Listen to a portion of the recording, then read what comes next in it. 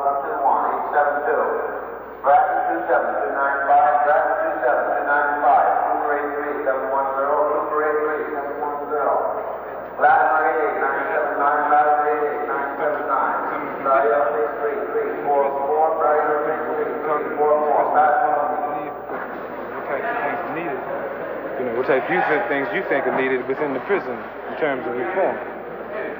Well, I think personally, man, that they should have some type of people from the streets, man, to come in, man, constantly, man, because they subjected you to all type of madness, you know what I mean? To where, like, when I was in the hole, I just got the hole. I did 17 months over there, and there wasn't no toilet, no nothing in nothing in the cells, you know what I mean? There's defecation on the tiers, you know what I mean? And you just stayed over there. You shower once a week, you know what I mean? You ain't got no hot and cold water in your cell, nothing but cold water. What are you here for, bro? I'm here for robbery. How long you been here? I've been in San Quentin 20 months now. How long you gonna be here? I think about another 2 years. What you gonna do when you get out? But I'm gonna try to go out and help my people, you know, that's what I'm trying to do now in here. How do you spend your day here? I work in the gymnasium, you know, I just sweep, mop, you know, lift weights, recreation things. You're not taking any trade? No, well, I was told when I first got up here that I was dangerous and I was militant and they didn't want to let me in any kind of trade. So I stayed locked down for about 6 months when I first got up here.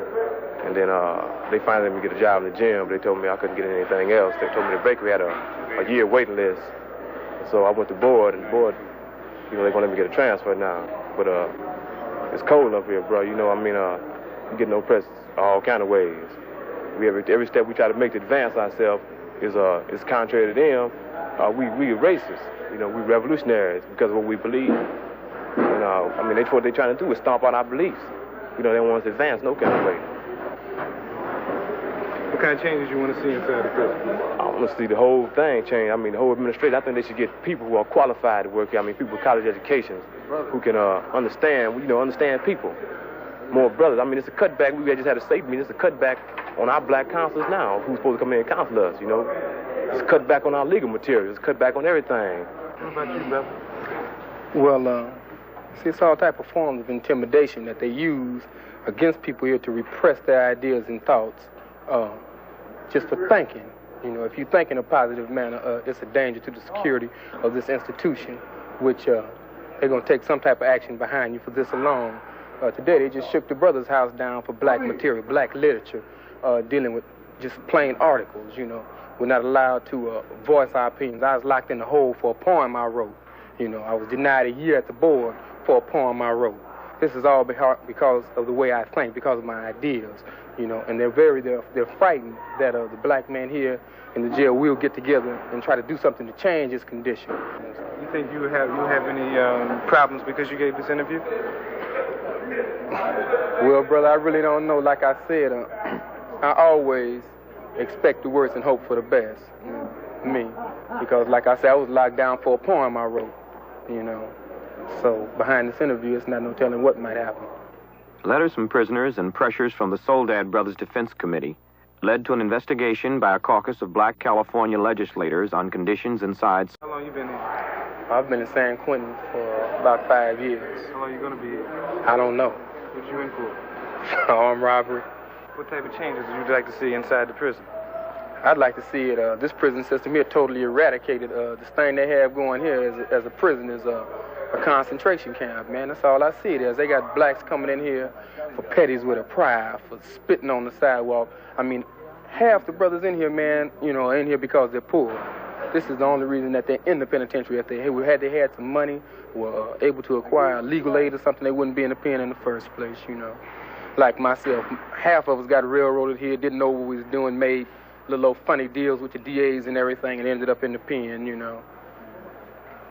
Myself, as a prison system, this is a total failure. I haven't seen, you know, in my 5 years here, I haven't seen anyone go to the street and continue to be a success. You either hear about him dying, or hear about he's strung out on dope, or either you see him coming back through the gates not too long afterwards. He's released from here.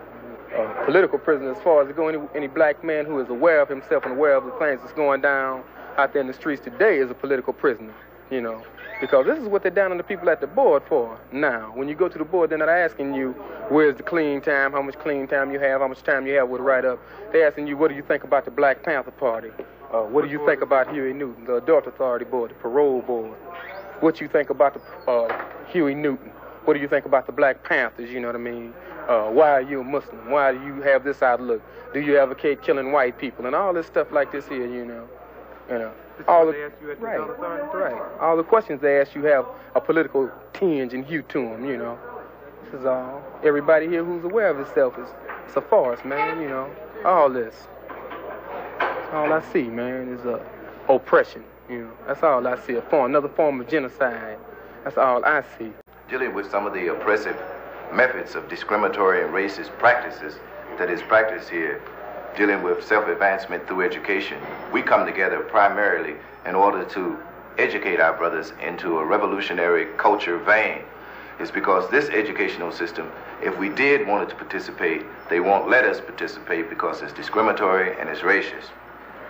And then we can go on into many details and explain this to you, which I like that. One of the specific problems we're concerned with at the moment in here, which is I think most black organizations are concerned with on the streets, is that of trying to bring about a form of operational unity among all black people. In other words, a form of a united front.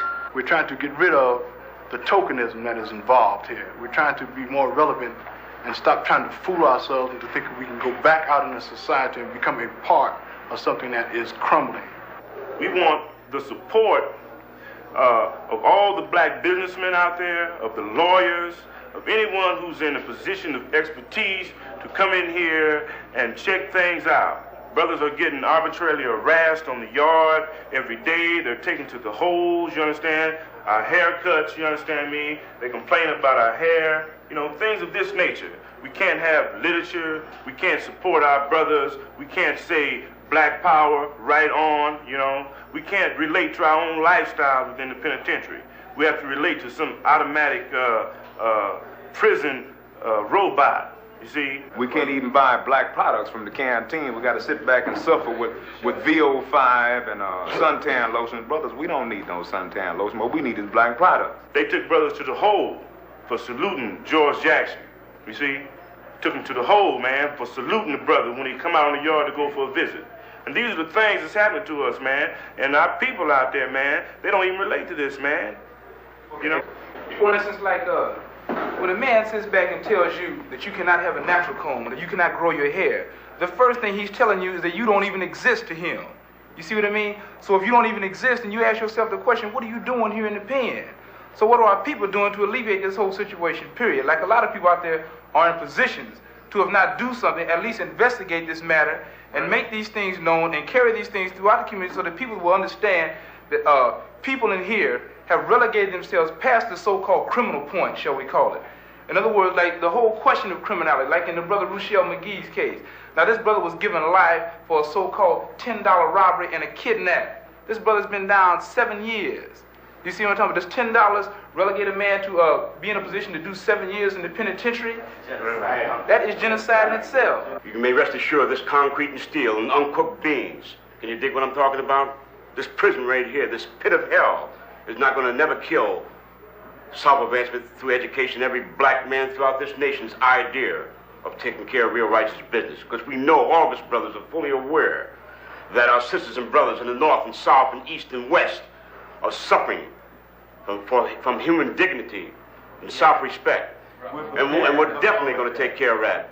We're prepared to. I think, concluding, the most important thing black people can do for us is to develop a massive political and legal movement to bring this system around. These are the kind of things that bring about the frustration. Satan is here for a change, either to overthrow the prison system or to cause more blood to flow within the prison. Because one thing, we're not going to tolerate it any longer. 71, there will be a change.